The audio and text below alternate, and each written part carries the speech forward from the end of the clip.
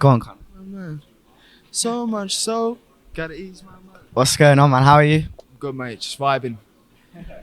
This is Joe Leigh here for Seconds Out with Conor the Destroyer Ben. I was watching your past fights a few weeks ago, and it's crazy. You know how most boxers, they say you've changed from a boy to a man, but with you it almost seems like you're a completely different fighter. How much do you feel like you've changed throughout your boxing career? So much. I mean, I don't know how it happened. I don't know where it's just gradual. It's not. It feels like overnight, but it's not. It's been 6 years in the making. Would you say COVID was kind of a blessing in disguise for you? Obviously, you were doing well before that, but since then you've kicked on unbelievably fast and constantly. I was always training. I'm always working. Always trying to better myself, and just reach my full potential. So, how far can I go? I don't know. Well, I do know. I believe that's world champion. But in terms of how far can I go apart from that, I'm not sure. You know, everything's such a blessing. Like, I mean, the progress is drastic, and the progress is there for everyone to see. After your second fight, I remember you mentioning how you didn't know if boxing was for you. Is it kind of cool and inspirational for you to look back at that now after like 20 odd fights? Oh, mate, it's funny because I genuinely thought, yeah, do you know what, this sport ain't for me. I thought, do you know what, if I can't beat people like this, I might as well call it a day. I may as well. But then something inside me just keeps you going, keeps you moving. And do you know what I mean? We keep it moving. I'm gonna go through more adversity in my career. I've gone through some already. I'm gonna go through more. Gonna have injuries. Gonna have losses that I should have won. I'm gonna have wins that I should have lost. It's boxing, and that's why you love the thrill of it. And that's kind of coming on to what I said earlier. You're almost a different person because the thought of you quitting, even in the gym, like for me, obviously I'm not here, but it seems a million miles away. That's to me too, but you don't know what's around the corner. You don't know what's gonna present itself. You don't know. All I can do is just do my best. Do you know what I mean? I can do it. Just work as hard as I can to be the best version of myself. And obviously that was the case against Chris Algieri last time out with a fantastic knockout. Just obviously haven't spoke to you since. Just how delighted were you with that? Obviously it was a good moment and great knockout. Oh, it was a good knockout. I mean, yeah, I feel like I'm definitely filling into my strength. I'm definitely becoming the fighter I would have been if I'd started boxing sooner, or I'd learned behind closed doors, or I'm becoming the fighter I'm supposed to be. And that's a world level fighter. I mean, I'm ranked in every governing body, top 5. So, top 5 or top 10. So, you know, I'm knocking at the door for the world title. Obviously after the Algieri fight, you were calling for like Broner and you've called for Kell Brook as well. With that in mind, although it's April 16th, that's all that matters. How disappointed are you that it's not kind of a little bit of a level above or a bigger name? Everything comes in time. If it's for me, it won't pass me. Everything happens when it's supposed to happen. Do I want the bigger names? Of course I do. Do I want the bigger challenges? Of course I do. Don't get me wrong, man. Heerdan's, you know, that banana skin, so to speak. And, you know, but I plan on making these fights look exactly like the fight's supposed to be. People say it's a warm-up fight. Well, then I plan on making it look like that. I don't plan on going in there and having a tear up and having a right-out war with someone because I've lacked in training or I've overlooked. He is my world title fight. Is there no way back after this if you get the victory? Is it kind of world level, top 5 and onwards? It's not if, it's when, by the way, I get the victory. But listen, I let my team do their promoting. My job is to beat the man up in the other corner. Their job is to make the fights happen. Let the politics and all that sort itself out. You know, the politics got in the way of me fighting Chris Jenkins for the British title.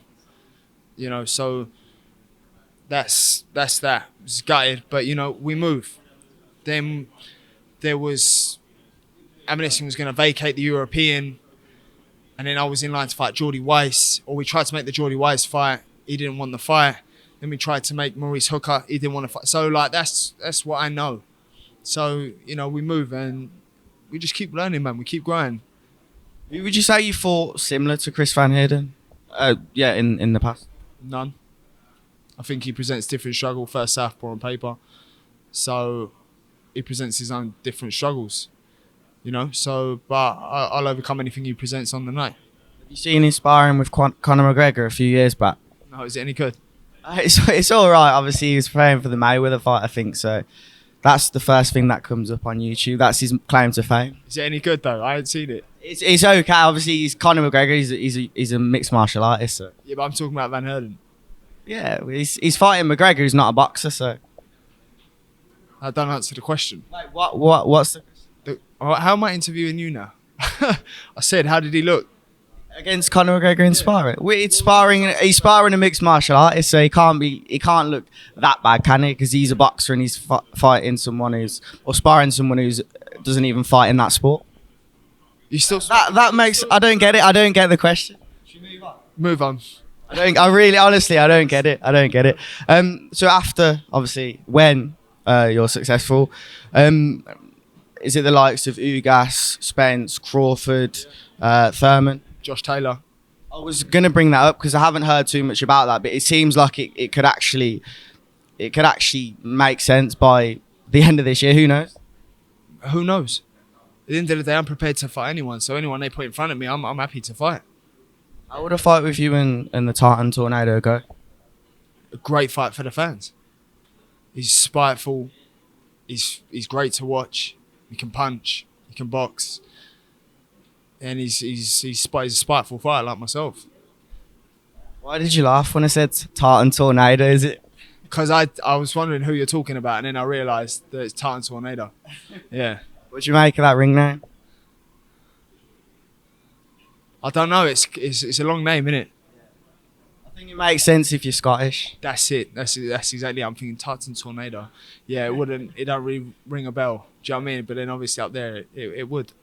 So how long has he been in your mind? Because obviously for domestic, obviously he's Scottish, but that's a huge fight. When he said he was moving up. And then obviously after his last fight, he's definitely moving up. So, people say they're moving up, but are they really moving up? He said he's moving up, so he's moving up. What did you make of his last fight? One too many fights at a weight below. He lost the fight, in my opinion, as well as others. It wasn't a good night in the office. That's a massive indication to move up in weight. And I think you mentioned in the last interview, you said Ugas or Thurman. If not kind of Josh Taylor, are those two, obviously, depending on what happens in the Spence fight, people you're looking at next? I'd still love the Ugas fight. It's a final eliminator. As Ugas, Keith Thurman's, I believe, fought a final eliminator for the WBC against Barrios. I'd fight Thurman.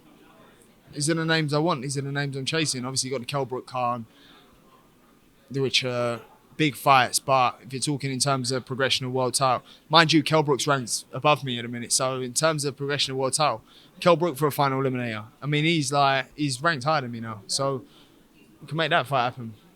Yeah, there's lots of fights on the horizon. Last question then, Spence, Ugas, what's your prediction for that fight in next month? Could it be the same as Taylor Catterall's situation where the weight is an issue? Because obviously Spence keeps talking about moving up in weight. Is this that one too many fight? Obviously the car accident, Ugas just can't beat Pacquiao, so it's boxing. Don't know, man. Big up. Thanks for your time. Pleasure.